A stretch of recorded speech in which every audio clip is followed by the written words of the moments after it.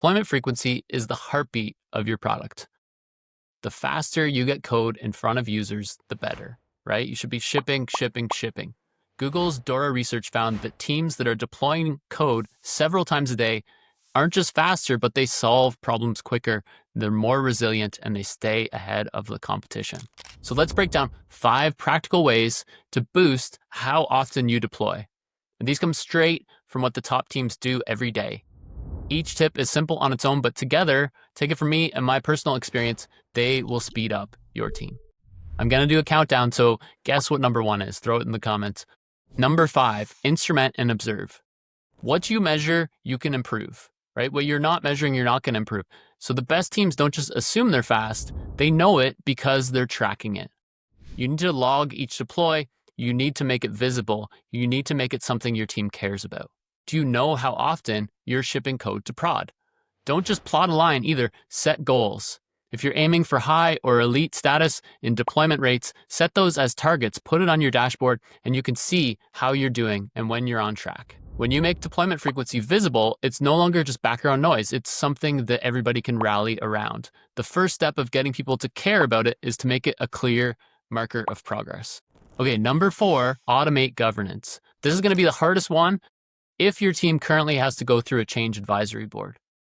A change advisory board is going to slow you down. It drains your team's energy, and to get your deployment time down, you need to be deploying all the time.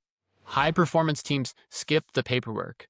They put in automated checks, right? You can have advisory, but you need to codify those things and you need to get them in the build pipeline. Policy as code is a great way to do it, but you need to find a way to skip the manual approvals. You can have a peer review process on code, but make sure you're not slowing yourself down.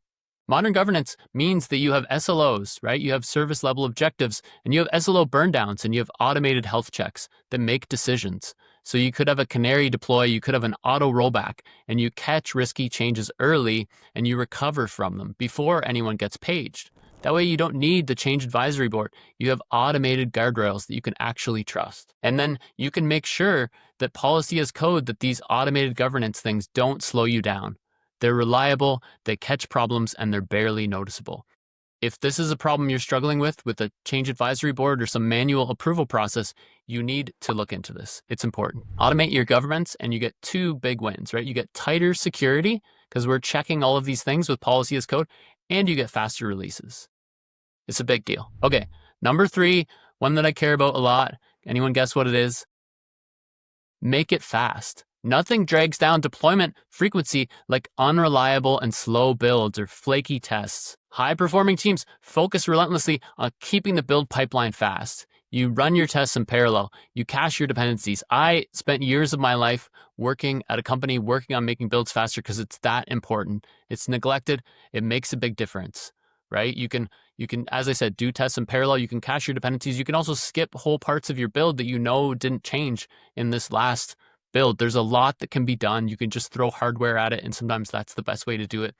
You need to make things fast and not flaky. If a test fails twice, if it's a false positive, get rid of it, drop it, fix it later. You need to keep the builds reliable. So set up alerts so that you know when your build times are creeping up, because it will happen as people add more checks, and then invest in it. Sometimes somebody needs to take a sprint and work on getting the build faster. And when they cut that build time, you need to celebrate it. Because yes, it's exciting when you ship a new feature, you land a big client, but you know what's also exciting and also needs to be celebrated is the process. Getting the build time sped up is something important and it needs to be celebrated. All right, number 2, separate deploy from release. Deploy and release, I've occasionally used them interchangeably, but they aren't the same thing, because with feature flags, you can push code to production without exposing it to users. Sometimes it requires some forethought, right? But you put your feature behind a flag. You come up with a strategy to incrementally deliver it so you can keep getting it into prod even before it's ready. And then the product manager can make a decision to flip the flag. Right? Big launches don't have to be risky if they're just sitting there behind a flag and we can decide how many users to send to that flag. I think it's such a huge innovation. If you aren't doing it, you definitely should. Launch darkly is pretty popular, but make sure you clean up your feature flags afterwards, after you're done. This is one of my pet peeves. Everybody's busy. You leave all these feature flags in. Pretty soon you have this crazy mess and you're not sure what's happening. But yeah, use feature flags to separate deployment from release so that you can keep continually deploying as you build things. All right, the number one in the list, the number one way to get your deployment frequency up, which will enable so much, get you moving faster, get you more competitive. What is it?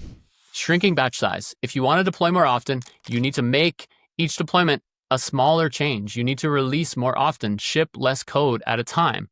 So no more long-lived feature branches. Break your work down into pieces. Keep your pull requests small, tight and focused, fast to review. If you haven't already, try out trunk-based development. You want to have a main branch. You want to keep that as close as you can to prod, that you're constantly moving that to prod and they match. And you want to push small pull requests straight to main after somebody reviews them, of course, one after another. And that's it, right? That can make a big difference. Of course, if you're a big team and you're on a huge monorepo, you might need merge queues. You might need some more advanced techniques to get a whole lot of merges down and out. But for most teams, real progress happens when you break a feature into small shippable features, small pull requests behind feature flags, which are your friend here. You plan for incremental delivery and you keep every change bite-sized so that shipping code feels routine and not stressful, and it fixes so much. That's number one, bite-sized deployments. So yeah, start shipping early, start shipping often, start shipping small. And if you do that, your deployment frequency will rise, so will your reliability. You'll be able to move faster. And if you want more practical tips on shipping code faster, on improving as a team, check out this next video. I have 5 more tips. And if this was helpful, subscribe to the channel, check out Pulumi. We have some great products, infrastructure as code, particularly relevant here. And I'll see you in the next one.